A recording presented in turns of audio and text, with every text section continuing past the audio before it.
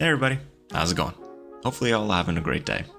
In today's video, I wanted to discuss an extraordinary metaphor that I read the other day from the Laws of Human Nature of the horse and the rider.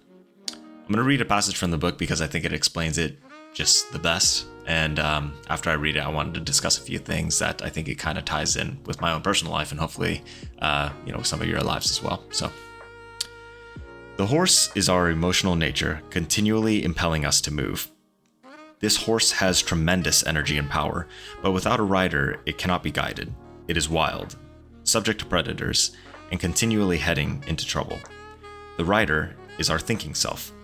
Through training and practice, it holds the reins and guides the horse, transforming this powerful animal energy into something productive. The one without the other is useless. Without the rider, no directed movement or purpose. Without the horse, no energy, no power. In most people, the horse dominates and the rider is weak. In some people, the rider is too strong, holds the reins too tightly, and is afraid to occasionally let the animal go into a gallop. The horse and rider must work together. This means we consider our actions beforehand. We bring as much thinking as possible to a situation before we make a decision. But once we decide what to do, we loosen the reins and enter action with boldness and a spirit of adventure.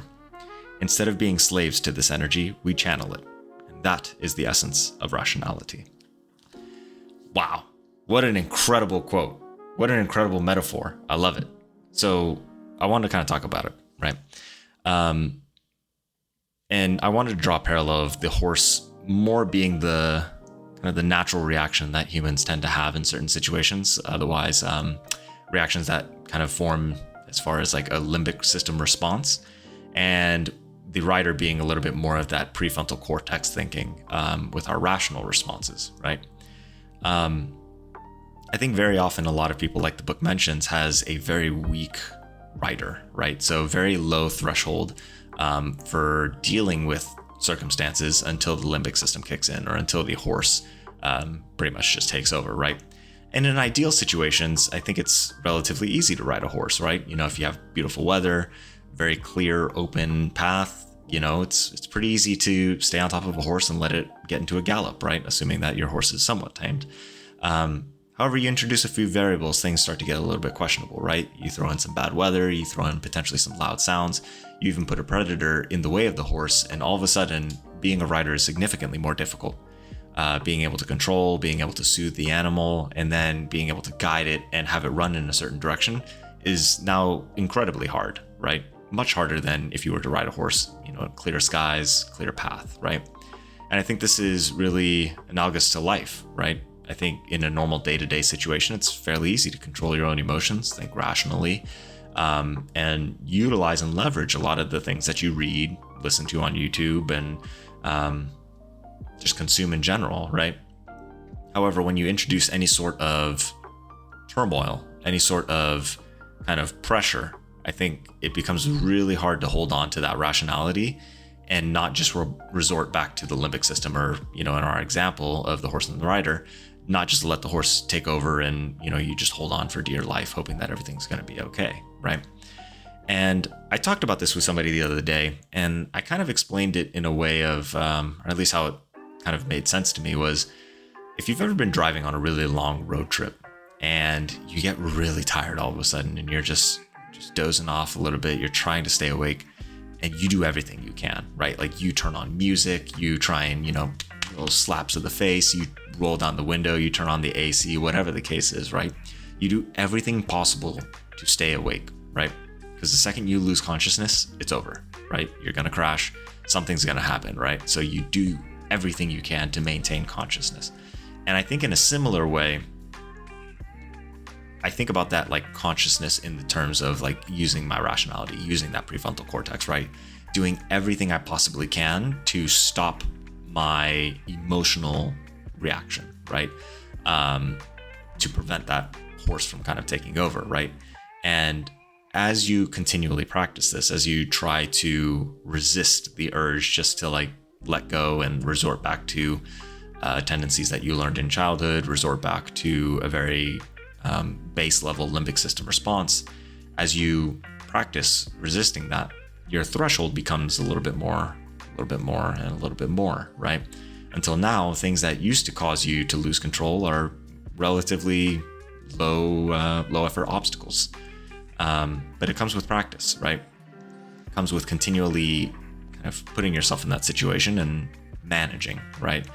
I think to allude to like the horse and the rider, just focusing on practicing different techniques, right? Like I think when you're training to do something, you have to consciously think about like, okay, what are the situations that I'm going to potentially be in, right? Odell Beckham Jr., I think, was probably the best example of this. I think a lot of people were just baffled when he had the phenomenal catch during that one game. And everyone's like, how did Odell do it? Like, what's his secret? And it's literally that he practiced impossible catches during practice, right? He didn't stick to normal routes and then just, two-hand catches. I mean, he put himself in real game situations. What am I going to do if I jump for the ball and it's too far back? How am I going to catch it?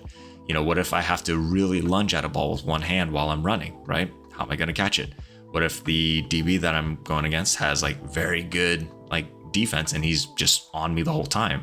How am I going to catch it over him, right? And he puts himself in these situations, right? He thinks about these so that when it comes time for, the plays to actually happen in the game, he's ready to execute. And in the same way, you kind of need to steel your mind. You need to kind of fortify your techniques outside of the game, right? Like read these books, watch videos on YouTube, and really try and like imagine, okay, if my significant other were to say X thing that I know in the past I've reacted poorly to, how am I going to react, right? How do I react rationally versus how do I, versus what would just kind of send me off to a limbic system response, right? And you kind of just prepare yourself during the downtime. And that's, I think, a lot of the efforts that is needed to help strengthen the rider in this example here. So hopefully that helps. I know it's going to be a shorter video, but I think it's just such a fantastic topic that I think has really changed how I view things. I think also, not to continue after I said I was about to close it up, but is that there is a such thing as being a little bit too tight on the reins, right? Because I think with my obsession on consuming this type of material to consume like information on how humans work, I think it becomes very addictive to have that sense of control, not only over yourself, but to understand and be able to control situations when dealing with another party. I think is phenomenal, right? It's like, it feels like a superpower in a way, right? It's very liberating. It's very freeing. You're no longer kind of like a victim. You actually have some say in the control of the outcome. That being said, there's such a thing as like reining it in too tight. Because I mean, if you never let a horse gallop, if you never kind of like, in another example, they discuss your skepticism versus your curiosity, right? The curiosity being the horse and the skepticism being the rider.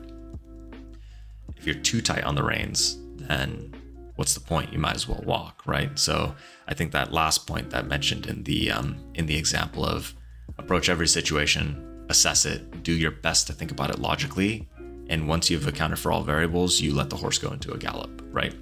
It was very nice for me. I think it gave me this sense that it's okay to let go a little bit. It's okay to kind of, feel emotions, right? You're not going to go through life and think about everything as cold, rational, and logical, right? Like life it's not an Excel spreadsheet. You're not going to be able to kind of just math out or, psych out life, right? There is an emotional component to it, and becoming aware of that and becoming comfortable with that and how to interact with that, I think is in and of itself like a fundamental part of life. It's kind of like what makes life fun, So anyways, I really enjoyed that last part. I thought that was very good for someone like me who is currently on a kick to try and understand the human mind and try and understand how people work.